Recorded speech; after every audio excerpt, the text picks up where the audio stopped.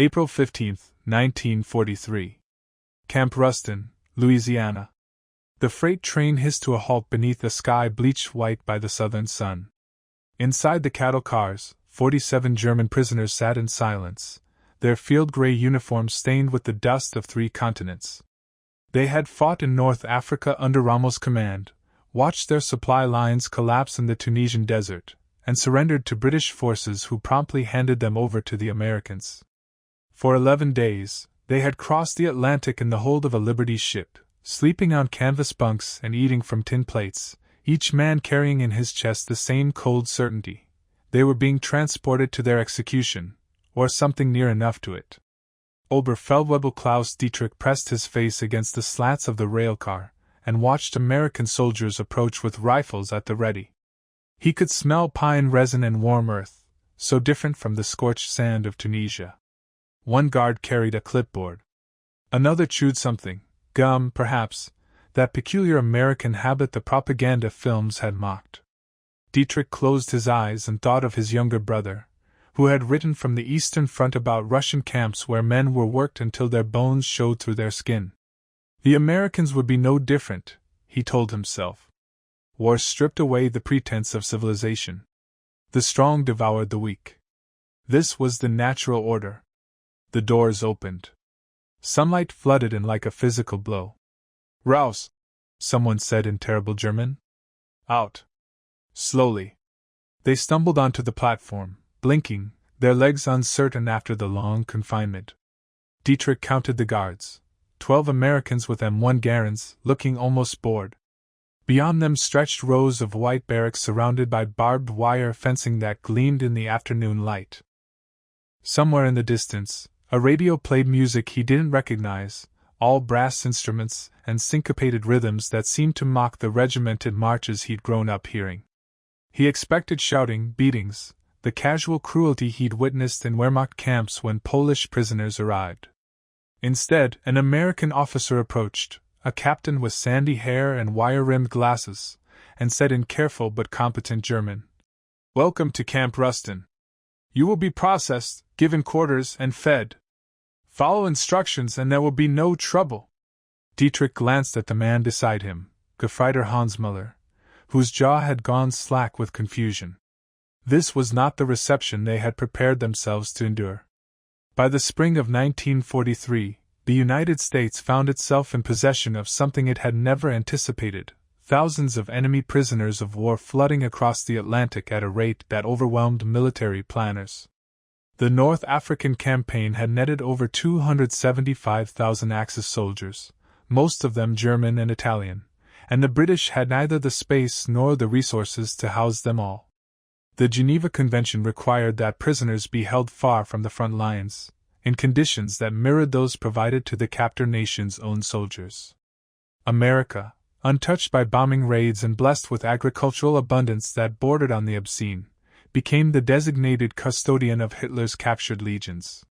Within 18 months, the United States constructed over 500 prisoner-of-war camps across its vast interior, from the piney woods of Louisiana to the high plains of Wyoming. These were not the diseased hell pits of the Eastern Front, where Soviet and German prisoners died by the tens of thousands from exposure and starvation. They were not even the austere British camps, where rations were carefully calculated to meet minimum nutritional requirements, and nothing more. American POW camps, bound by both international law and a peculiar national psychology that viewed abundance as a moral virtue, became something unprecedented in the history of modern warfare. Places where enemy soldiers ate better than they had in their own army, worked 8-hour days for wages, and encountered a version of democracy so pervasive and casual that it struck them as either elaborate propaganda or incomprehensible truth. The German soldiers who arrived at these camps carried with them more than rifles and field packs. They carried 12 years of ideological conditioning that had taught them the Americans were a mongrel race softened by luxury, that democracy was a synonym for weakness, that the individual pursuit of happiness was a civilizational disease that would doom any nation foolish enough to embrace it. They had seen the propaganda films, American Negroes lynched in the streets, breadlines during the Depression, Jewish bankers controlling a puppet government. They had been told that American soldiers were cowards who relied on material superiority to compensate for their lack of fighting spirit. They expected their captivity to confirm everything they'd been taught about the decadence and cruelty of their enemies. Instead, they got steak dinners, and jazz, and a slow, inexorable unraveling of everything they thought they knew about the world. The processing began immediately. The prisoners were marched single file through a wooden building where they surrendered their remaining possessions, watches, letters, photographs of sweethearts or mothers, which were catalogued and stored in envelopes bearing their names and POW numbers. American medics examined them for lice and infectious disease, their hands clinical but not rough. A dentist looked at Klaus Dietrich's teeth and made notes on a form, shaking his head at the state of German military dental care. Then came delousing showers, the water hot enough to sting, followed by clean clothes, denim work pants and shirts with PW stenciled in white paint across the back. By evening, they were led to the mess hall, a long wooden structure filled with tables and the smell of cooking meat. Dietrich's stomach, which had lived for months on hardtack and tinned sardines, tightened with involuntary hunger. The men filed through a serving line where American cooks, sweating in their white aprons, piled their metal trays with food, mashed potatoes swimming in butter, green beans, white bread, and, impossibly, thick slices of beef so tender they could be cut with a fork. There was milk. Fresh milk in glass bottles, cold and clean. There was coffee, real coffee, not the acorn root substitute they'd choked down in Tunisia. And for dessert, wedges of apple pie dusted with sugar. Muller sat across from Dietrich and stared at his tray as if it might vanish. "This is a trick," he whispered. "They're fattening us up for something." Dietrich said nothing. He lifted a forkful of beef to his mouth and chewed slowly. The meat was seasoned with black pepper and salt, cooked in its own juices until it fell apart on his tongue. He had not tasted anything like it since before the war, perhaps not even then. His father had been a shopkeeper in Dusseldorf, a man of modest means who served pork on Sundays and called it a feast. This was the food of officers, of the party elite who dined while the Volk tightened their belts for the war effort. Yet here it was, served on a tin tray to a captured enemy by a country that apparently had so much it could afford to feed even those who had tried to kill its sons. Around him, the other prisoners ate in silence, their faces caught between suspicion and something that looked almost like grief. One man, a veteran of the Eastern Front who had been transferred to Africa after taking shrapnel in his leg, began to weep quietly into his mashed potatoes. No one commented. They understood. This single meal had accomplished what 100 propaganda lectures could not. It had introduced doubt, that hairline crack and certainty through which reality begins to seep. The first weeks at Camp Rustin established a rhythm that felt surreal in its normalcy. The prisoners woke at 6 to a bugle call, washed in latrines equipped with running water and flush toilets, luxuries many of them had never experienced even in civilian life, and assembled for roll call in the central yard. American guards counted them with the bored efficiency of factory workers, then dismissed them to breakfast: eggs, bacon, toast, oatmeal with brown sugar. After the meal, work details were assigned. The Geneva Convention stipulated that prisoners of war could be required to work, but only in non-military capacities and for wages. The Americans paid the Germans 80 cents per day in scrip that could be spent at the camp canteen, where they could buy cigarettes, candy bars, toiletries, and magazines. The work itself varied. Some men were sent to nearby farms to harvest cotton or pick vegetables, others worked in camp kitchens or maintained the grounds. The labor was not particularly strenuous by military standards. No one was digging trenches under artillery fire or marching 30 kilometers with full packs. An 8-hour day was standard. Breaks were mandated. Anyone who fell ill was sent to the camp infirmary, where American doctors treated them with the same sulfa drugs and antiseptics used on U.S. soldiers.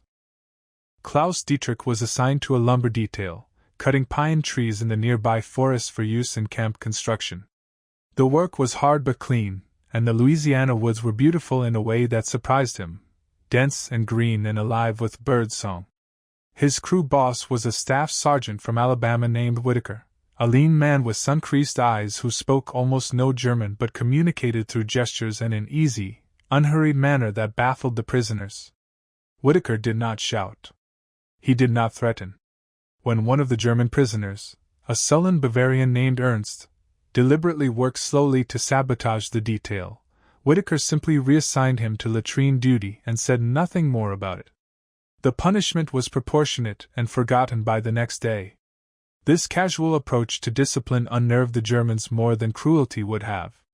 They had been raised in a system where obedience was enforced through fear, where a single infraction could mean a beating or worse.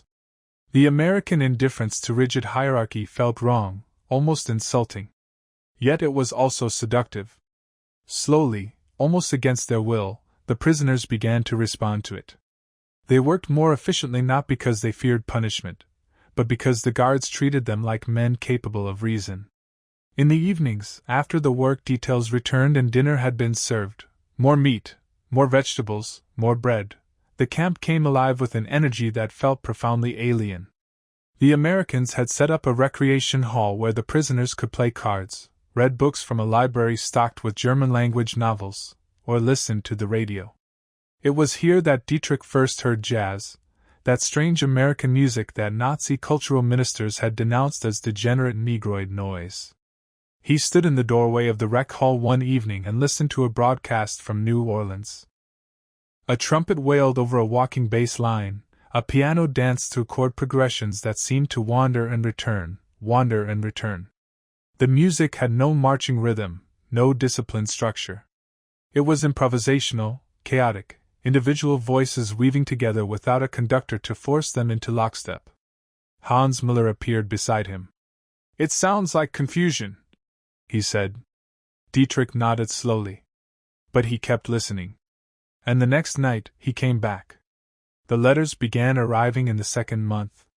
The Americans provided paper and postage for prisoners to write home, and the Red Cross facilitated the exchange. Dietrich wrote to his mother in Dusseldorf, carefully phrasing his words to pass the censors. He told her he was alive and well treated, that the Americans had good doctors and plenty of food. He did not tell her that the food was better than anything he'd eaten in the Wehrmacht, or that the guards sometimes gave the prisoners cigarettes and joked with them in broken German.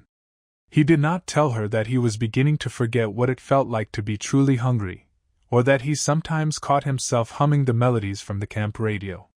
The responses, when they came, brought news from another world. His mother wrote that Dusseldorf had been bombed again, that half the city was rubble, that food rations had been cut for the third time. She asked if he had enough to eat, if he was cold, if the Americans were cruel. Between the lines, he read her fear, not of his captivity, but of the judgment of neighbors who might wonder why her son had allowed himself to be captured rather than fighting to the death. The shame of surrender, even in the face of overwhelming odds, was a stain that could follow a family for generations. Other men received similar letters, or worse. Some learned that their homes had been destroyed, their families scattered to rural villages or killed in air raids. One prisoner, a former schoolteacher named Friedrich, received word that his wife had remarried, believing him dead. He sat on his bunk for 3 days, speaking to no one, his grief a silent presence that filled the barracks. The Americans noticed. Of course they noticed, they were always watching, and the camp chaplain, a Catholic priest from Boston, came to sit with Friedrich. The two men spoke for hours in a mix of German and Latin, and though Dietrich did not hear what was said, Friedrich emerged from the conversation with his face composed, ready to continue the strange half-life of captivity. It was during this period that the contradictions began to crystallize. The prisoners were living in comfort that bordered on luxury, yet their homeland was being systematically destroyed. They were treated with a decency that defied everything they'd been taught about their enemies, yet they could not escape the knowledge that American bombers were incinerating German cities night after night. The cognitive dissonance was exhausting. Some men retreated into rigid adherence to Nazi ideology, insisting that the Americans were simply too stupid or weak to properly abuse their captives. Others began to question, quietly and in private, whether they had been lied to about more than just the Americans. And then there was the food. Always, inescapably, the food. Every evening, after the dinner trays were cleared, the prisoners gathered in small groups to talk. The conversations, at first, revolved around escape plans and military gossip, speculation about when the war would end and how they might return to combat. But as the weeks stretched into months, the tone shifted. They began to discuss what they were witnessing, trying to reconcile the reality of American abundance with the ideology they'd absorbed. One night, Dietrich found himself in a conversation with a group that included Hans Müller, the schoolteacher Friedrich, and a former Hitler Youth leader named Otto, whose faith in National Socialism had not wavered despite everything. They sat outside the barracks beneath a sky thick with stars, smoking American cigarettes purchased from the canteen with their work script. "They're trying to corrupt us," Otto said, his voice tight with conviction. "They feed us well, so we forget why we fight. It's a psychological weapon." Friedrich exhaled smoke slowly. "Perhaps. Or perhaps they simply have more food than they know what to do with." "No nation has that much food," Otto insisted. "It's impossible. They must be starving their own people to create this illusion." Dietrich thought of the guards he'd seen, their teeth white and straight, their bodies sturdy and well-fed. He thought of the American trucks that arrived every few days, laden with supplies, sacks of flour and sugar, crates of canned vegetables, sides of beef hanging from hooks. He thought of the casual waste he'd witnessed, half-eaten apples tossed into garbage bins, bread left uneaten because the men were full. "I saw a guard throw away a perfectly good sandwich yesterday," he said quietly. "He took 2 bites and tossed it. In Germany, we would have fought over those scraps." Otto's face darkened. "That's because they're decadent. Wasteful. It's proof of their weakness. Or their strength," Friedrich said. "A nation that can afford to waste food is a nation that has already won." The statement hung in the air like a challenge. Otto stood abruptly and walked away, his shoulders rigid with anger. The others sat in silence, each man alone with his thoughts. Dietrich stubbed out his cigarette and looked up at the stars. He remembered a lesson from his Hitler Youth days, a leader explaining that democracy made men soft because it denied the harsh realities of nature, that only the strong deserved to survive, that compassion was a luxury that led to extinction. But if that were true, why were the Americans winning? Why could they afford to feed their enemies steak while German civilians queued for turnips? The explanation didn't fit. Something in the equation was wrong. By the summer of 1943, Camp Rustin had settled into a routine that felt almost like peacetime. The prisoners worked, ate, slept, and played. They formed soccer teams and competed against each other in matches refereed by bored American guards. They staged theatrical performances using costumes sewn from bed sheets. They argued about philosophy and politics and religion, debates that sometimes lasted until midnight. The Americans allowed all of it, intervening only when fights broke out between ardent Nazis and those who had begun to doubt. And there was music. Always, everywhere, music. The camp loudspeakers played American radio programs during meals and recreation hours. The prisoners heard everything: big band swing, country ballads, gospel choirs, and that omnipresent jazz that seemed to be the soundtrack of American life. At first, many of them hated it. The music was too loud, too unstructured, too Negro. But repetition wore down resistance. Melodies lodged themselves in memory. Rhythms became familiar. Dietrich caught himself tapping his foot during a Duke Ellington broadcast, then stopped, embarrassed, and looked around to see if anyone had noticed. They had. Muller grinned at him. "It grows on you," Muller admitted. "Like a fungus." They laughed, a shared moment of absurdity in the midst of captivity. The guards noticed the prisoners' growing fascination with American culture and seemed to encourage it, as if jazz and baseball and Coca-Cola were weapons more potent than bullets. One sergeant, a gregarious man named Kowalski, whose grandparents had emigrated from Poland, brought his own record collection to the camp and held impromptu listening sessions in the recreation hall. He played Louis Armstrong and Billie Holiday and Benny Goodman, narrating the history of jazz in enthusiastic but broken German, explaining how the music had grown from the suffering of slaves into something that spoke to the human hunger for freedom. "You cannot control jazz," Kowalski said, waving his hands expansively. "You cannot make it march in lines. It is individual voices, making something beautiful together without a Führer to tell them how." Some prisoners walked out during these sessions, offended by the implied critique of their political system. But others stayed. And listened. And began to understand that they were being offered something more dangerous than propaganda, an example, lived and embodied, of how a society organized around individual liberty could function. The turning point, for many of the prisoners, came not through grand revelation but through accumulated small observations. It was the way American guards called each other by first names, regardless of rank, when off duty. It was the camp newspaper, printed in German, that included articles criticizing Roosevelt's policies alongside news of Allied victories. It was the Protestant and Catholic chaplains who conducted services without interference from the camp administration, and the Jewish American officer who wore his Star of David openly and suffered no consequences. It was the canteen where a black soldier worked the counter and a white corporal waited his turn without complaint, the two men exchanging jokes as if racial hierarchy were not a foundational principle of civilization. Klaus Dietrich witnessed this last scene and felt something shift inside him. He had been taught that America's greatest weakness was its racial diversity, that the presence of inferior peoples would inevitably drag the nation down. Yet here was a society that somehow functioned despite, or perhaps because of, its refusal to enforce racial purity. The black soldier was literate, well-fed, and armed. He had authority. The white soldier deferred to him in the context of their respective duties. The system did not collapse. The world did not end.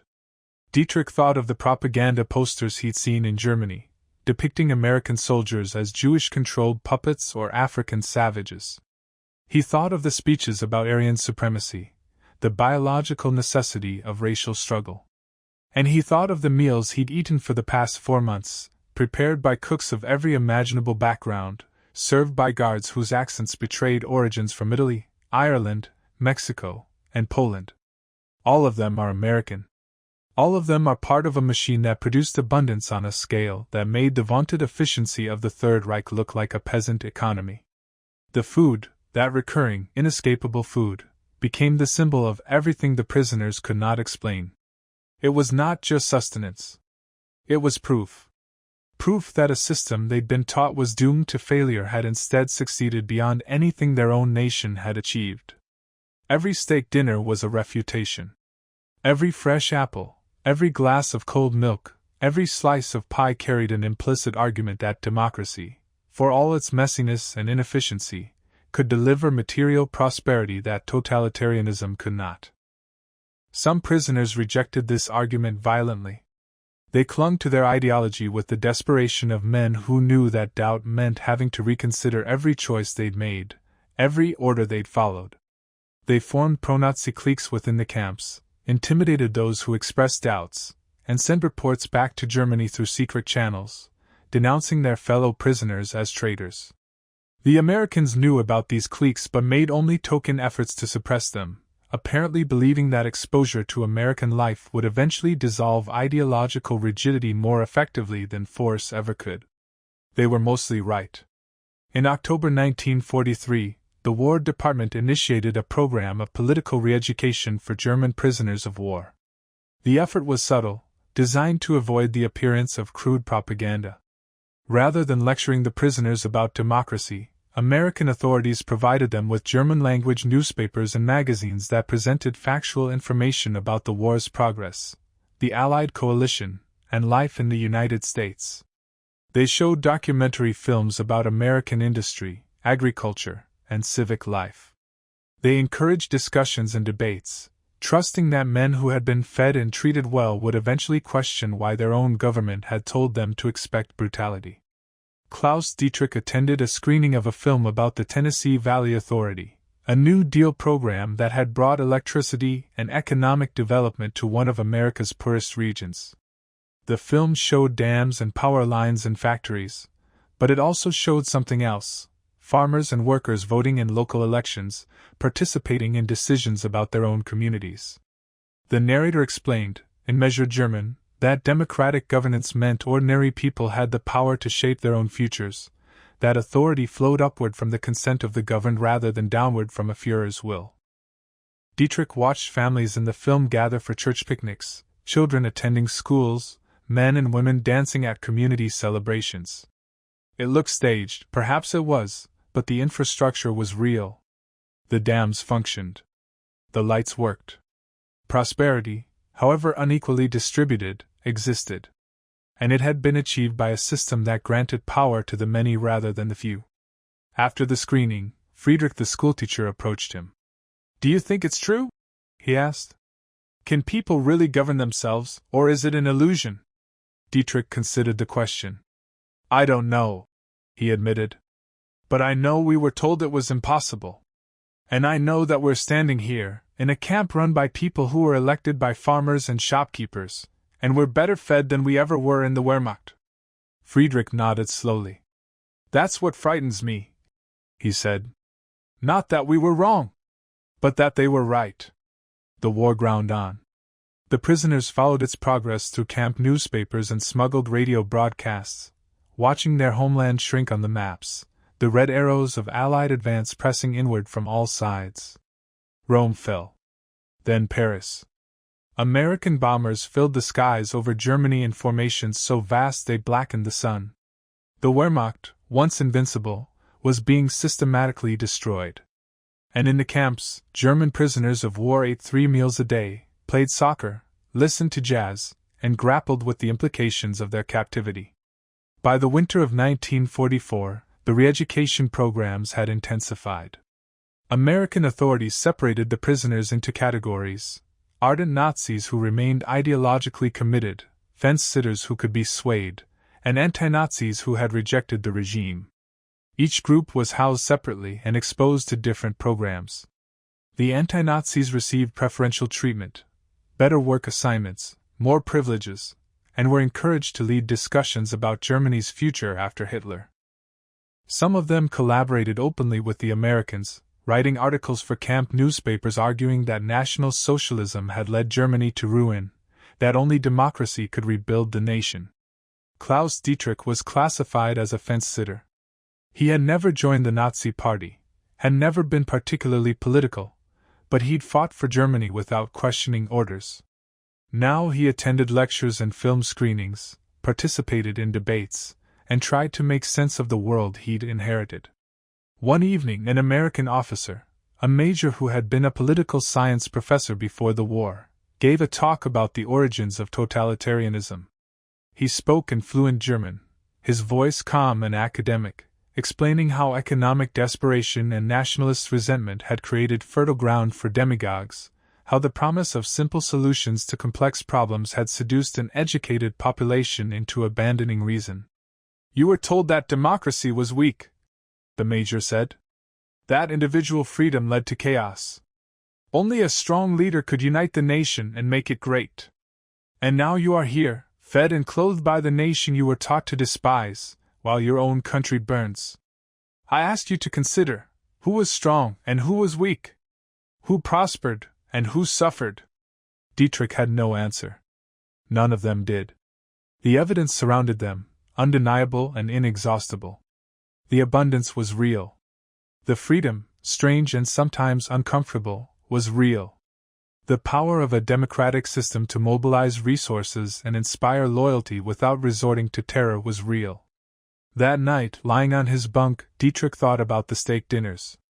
He thought about the jazz music that had stopped sounding like chaos and started sounding like conversation, individual voices blending into something larger than themselves. He thought about the American guards who treated him like a human being rather than a number or an enemy, who assumed he was capable of reason and change.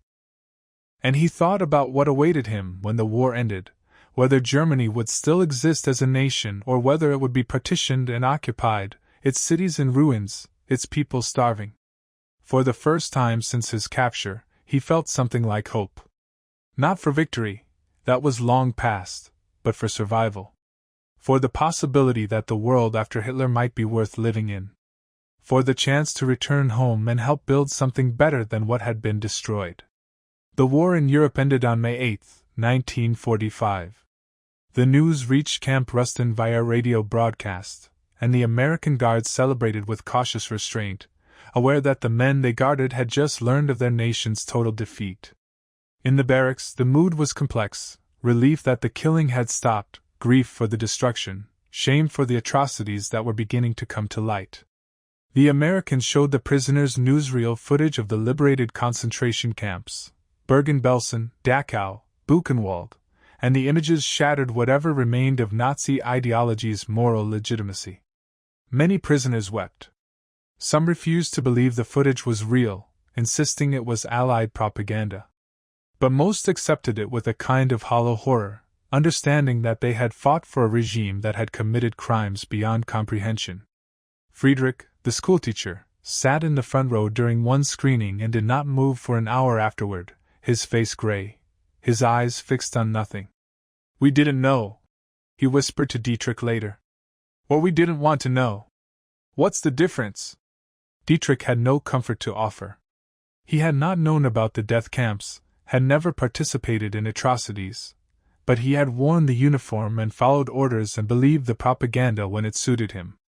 Innocence was a luxury none of them could claim. In the months after Germany's surrender, the prisoners remained in American camps while military authorities processed them for repatriation. The re-education programs continued, now focused on preparing the men to return to a Germany under Allied occupation, a Germany that would have to reckon with its past and rebuild on democratic principles. Some prisoners volunteered to stay in the United States, hoping to immigrate. Others, like Dietrich, planned to return and help with reconstruction, carrying with them the strange education they'd received in captivity. On his last evening at Camp Rustin, Klaus Dietrich stood outside the mess hall and listened to the sounds of the camp: American voices, German conversations, the tinny echo of a radio playing a song he recognized now. Moonlight Serenade. Glenn Miller, the bandleader who died in a plane crash over the English Channel. The music drifted through the Louisiana night, mingling with the scent of pine and the distant croaking of frogs. Hans Miller joined him, a cigarette glowing between his fingers. They had survived the war together, had been captured together, and had eaten countless meals at the same tables. Tomorrow, they would board different trains to different processing centers, and might never see each other again. "Do you think it was real?" Miller asked. "Or were we just lucky to be captured by the only decent guards in the world?" Dietrich considered. "I think it was real," he said finally. "I think this is what they are. Not perfect, not saints. But a people who believe that even their enemies deserve to be treated like human beings. And I think that belief makes them stronger than we ever were." Miller nodded. They stood in silence, two German soldiers who had learned more in captivity than in all their years of training and combat. They had expected brutality, and received abundance. They had expected cruelty, and received a strange, casual respect.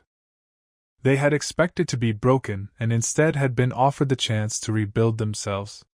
The food had been the first argument. Then the music. Then the evidence accumulated, relentless and undeniable, until the ideology that had shaped their youth crumbled under the weight of demonstrated reality. They had seen what a free society could accomplish, had tasted its literal fruits. And though they would return to a Germany in ruins, they would carry that knowledge with them, a seed planted in the most unlikely soil. The story of German prisoners of war in American camps is not a story of saints and sinners. It is a story about power and its uses, about how nations choose to treat those who have been defeated, about what it means to wage war without surrendering the values you claim to fight for. The United States, for all its flaws and contradictions, made a choice to abide by the Geneva Conventions not merely as a legal obligation but as a strategic philosophy. American military planners understood that well-treated prisoners were unlikely to attempt escape, that men who were fed and respected were easier to guard than men who were starved and brutalized. But there was more to it than cold calculation. There was a belief, perhaps naive but nonetheless powerful, that democracy was not just a political system but a way of being in the world, that the abundance Americans enjoyed was not an accident of geography but a consequence of freedom, that the individual dignity granted to citizens should extend, even in wartime, to enemies. The German prisoners experienced this belief made manifest in steak dinners and jazz music, in flush toilets and libraries, in guards who called them by name and chaplains who prayed with them. They experienced a vision of society so different from what they'd known that it could not be easily dismissed or forgotten. Not all of them were persuaded.